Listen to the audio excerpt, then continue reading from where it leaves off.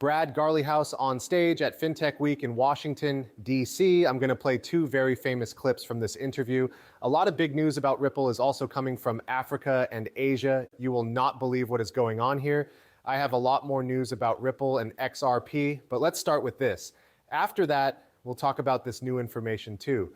Ripple's main point has been that now is the time to really push for growth, and that's both natural growth and building up more. We use core technologies like blockchain and the XRP ledger to make payments because we're in the payments game. Our job is taking care of children. The stablecoin business is what we do. Then, to answer your question about mergers and acquisitions, we paid $1.25 billion to buy Hidden Road, a prime broker that is, to be honest, the biggest non-bank prime broker out there. We also bought a stablecoin company called Rail for $200 million. It was one of the best stablecoin companies for businesses. So corporate finance wants to use stablecoins to help with some of the money that moves within the company. And that was a great thing to buy for us. We are still going to play attack. I hope to have more news about that very, very soon. We also think now is a good time to put money away. And, that's partly because of that big change in US government policy. Guys, I also just made a film about why all Rail, Hidden Road, Standard Custody, and Medico are so important. The information is brand new. Make sure you know where that video is. As soon as you hear this video is out, it should be out, okay? Subject View also says that people with low IQs think that XRP has a CEO. Everything is fine, man. Let's play the video. Brad Garlinghouse is on stage at DC FinTech Week. If we want to get to the heart of this law, the first thing we need to talk about is what a security is. What does a product mean? Okay, so you did say that you had to file a $150 million case to get some of that information for Ripple. But I want to know what you think about the market. Are there things that should be securities? How do you kind of explain what Ripple's product is and why it's not a security like other products? Is there anything safe?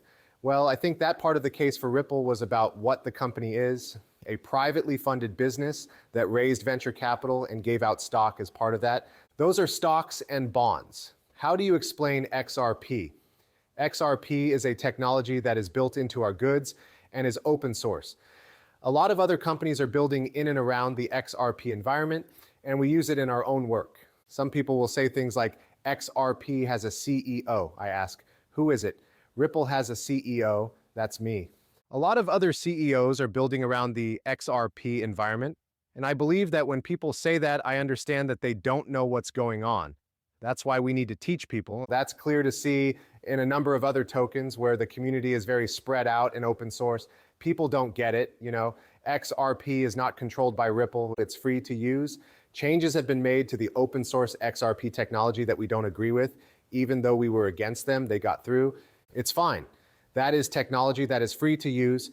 Some other things we pushed for and won have also been approved. But those changes need 80% of the community to agree, which is something Ripple cannot control. Guys, the full conversation should be out by now if you want to read it. I went through the whole interview and told you why I thought it was important to stop when I did. It was also a lot of fun to go through.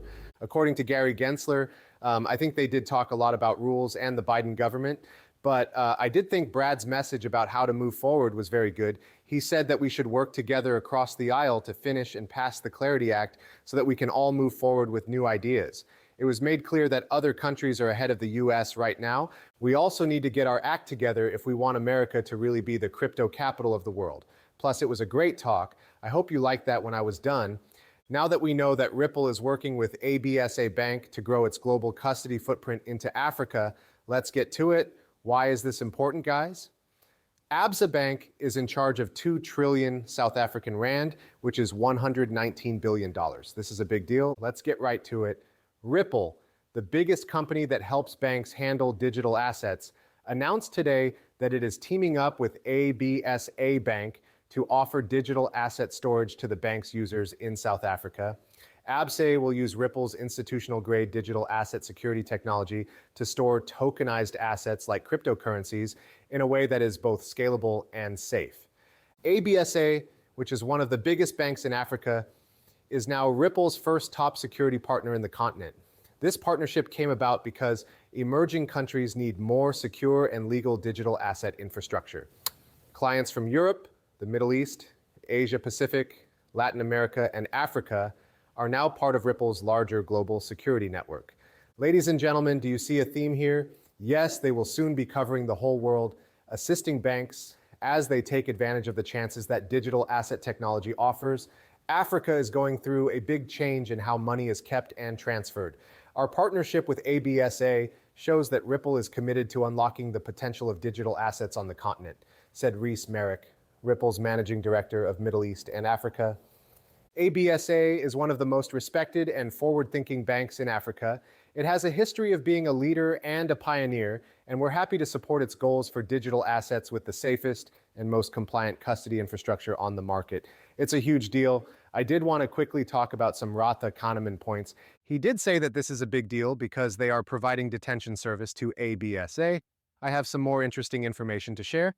Let's look at those. He says that cryptocurrencies are examples of tokenized goods. This seems to be a sign that they want to use more tools besides stocks and crypto. Will it start with stables and crypto? If so, what other tools will come next? Maybe a South African stable? What else do they want to tokenize? Keep digital assets safe for South African bank customers. I don't want to read too much, but this seems different. The problem is also seen by the client. It sounds like retail, or at least not just B2B back office. I don't think Ripple has ever used this exact language before. He then says, B, I lied. I do want to read that line again. Don't believe everything you read. Says that they will store digital assets for bank users in South Africa. ABSA has a big presence in Africa and is looking to grow even more in South Africa. The rules are probably the easiest to understand. As of now, a big bank is giving custody that follows the rules of the FSCA. This is kind of where it is on the map. He says, yes, I know. How about XRP? Even though this isn't exactly about that, we do know that XRPL is part of their custody solution. I think RLUSD will be offered early on. So maybe there's more to come. Bill Morgan also tweeted about this. Besides custody, he said that Ripple's partnership with a Pan-African bank seems to have something to do with the fact that more people in Africa want Ripple's payment options. You always want to know more about these announcements after they are made.